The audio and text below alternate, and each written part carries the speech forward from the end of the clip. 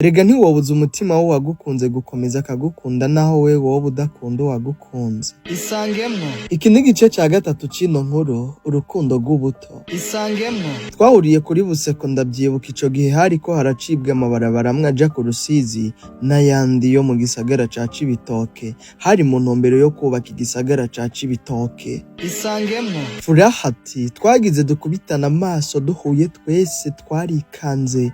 Vyaboneka nkaho buri umwe muri twebwe afitiye ubwoba uwundi. Furaha yarazi neza umukobwa bari kumwe kuko yarazi ko afise umwanya muto. Furaha ntiyatevye gushikiriza ijambo Shadia ryatumye yifuza guhura nawe. Aho Furaha yatanguye ikiyago ciwe agitanguriye ku kibazo agira ati Shadia uko ndakubona bisa nkaho uri mu rukundo pe. Shadia ntumbwire ko uri singo kweri. Isangemwo. Shadia ndakuravye uracari muto nturarengerana ku buryo wokwiranda ngo nturi mu rukundo, ariko ndavye ubwiza bwawe ubereye ko uri mu rukundo. Ndakeka nimba ntarimo kwibesha Shadia amahirwe yo kuba mu rukundo je nawe nibaza ko nza narayahombye kuko ndi kwibaza ko noba naracerewe kuza mu buzima bwawe. Isangemwo. Shadia yaciye abwira Furaha ati sindaguciriye mu ijambo ariko garukira hafi musore numvise ico ushaka gushikako. Furaha nivyo umuhungu arahara nkunda ariko jewe sindamukunda. Muri make ndi mu rukundo n'uwo ntakunda. Isangemwo. Furaha yishuye Shadia yatangaye cane kuko yumvise inyishu Shadia yamuhaye, yumva ni nshasha, yumva ntibishoboka kumva ko umuntu aja mu rukundo n'uwo adakunze. Kumva ko umuntu ari mu rukundo n'uwo adakunze n'igitangaza kandi ndazi nawe ivyo gutangaza. Ibi biratangaje ariko birashika kenshi mu buzima, ugakundwa udakunze canke ugakunda udakunzwe. Erega ntiwobuza umutima wo wagukunze gukomeza akagukunda naho we wowe udakunda uwagukunze.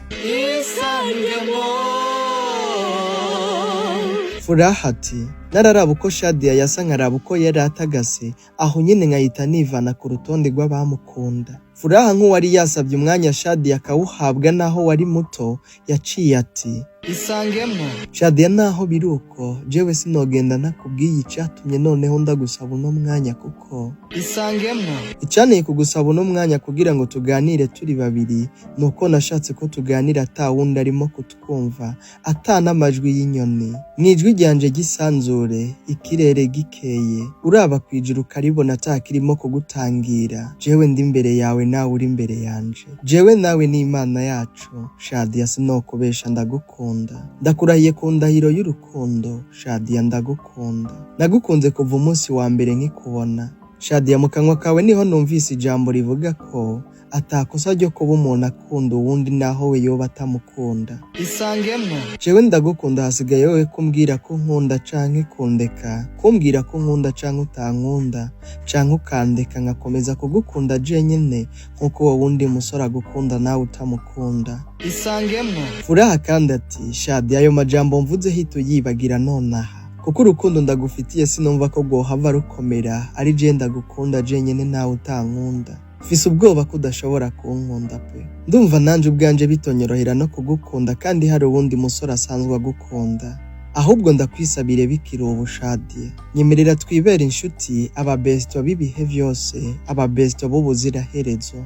Isangemwo. Mbega imitoma y'umukwafere we.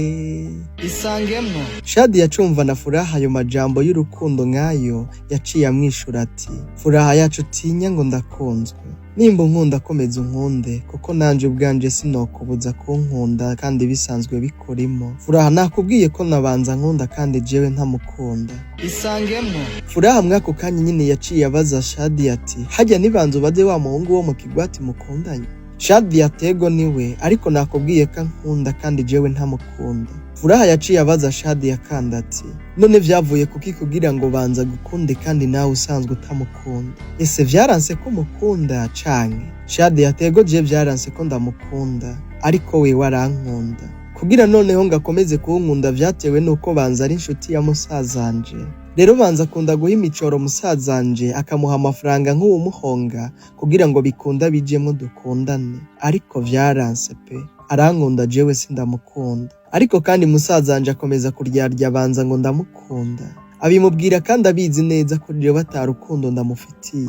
bakomeza guhatiriza urukundo aho rutari. Isangemwo mbega imitoma, mbega imistari y'umukwafere we. Abakwafere mwubaho. Hagati aho wewe reka ndakugire Furaha, wokora iki kugira ngo wiganzire, kugira ngo wigarurire runo rukundo rwa Shadia? Reka kandi ndagushire mu kibanza cabanza, wokora iki kugira ngo wigarurire runo rukundo rwa Shadia, canke worureka rukagenda? Ese musaza wa Shadia urumva ahagaze mu rukundo rwa nyarwo, ufatiye ku rukundo rwa kino gihe, ufatiye ku rukundo rwa none? Ese kandi urabiye aho ubaye, ubona nka ba musaza wa Shadia bakibaho? Nimba bakibaho wobahanura iki?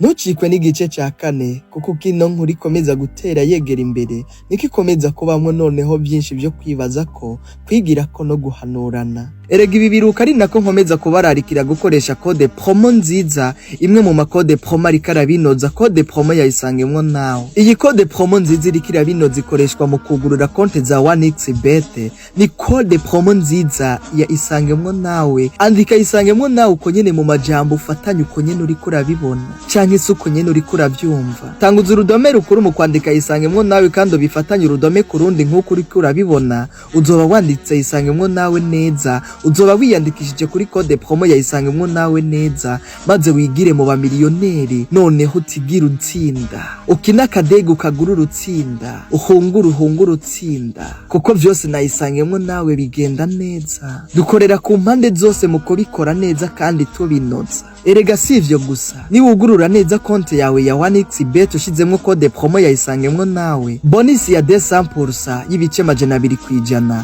uzosanga igutegereje.